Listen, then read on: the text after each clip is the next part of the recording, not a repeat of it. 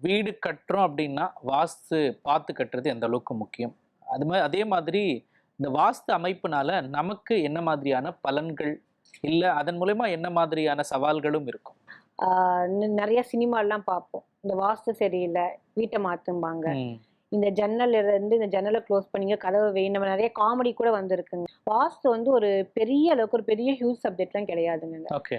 உங்களுக்கு என்னன்னா, இந்த 5 எலமெண்ட்ஸ் பஞ்சபூதம் சொல்றோம் ம். இல்லைங்களா? இந்த எனர்ஜி லெவல் அந்த இடத்துல பேலன்ஸா இருந்துச்சு அப்டின்னா, அந்த இடம் வாஸ்துவோட இருக்குன்னு அர்த்தம். அவ்வளோதாங்க. ம். ரைட்டுங்களா?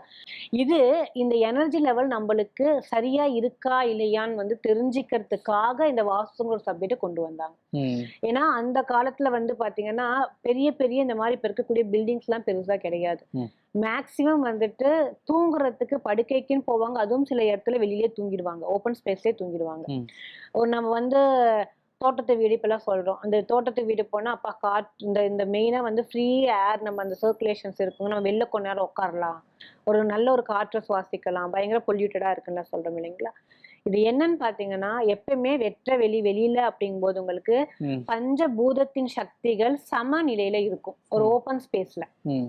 பக்கத்துல அங்க வீடே எதுவுமே இல்லன்னா, உங்களுக்கு ஓப்பன் ஸ்பேஸ்ல பஞ்சபூதத்தின் நிலை இருக்குங்க. உங்களுக்கு பில்டிங் வந்துருச்சுன்னு வைங்களேன், ம். அந்த 5 விஷயங்களும், அந்த 5 எலமெண்ட்ஸ் உங்களுக்கு அடிபட ஆரம்பிக்கும்.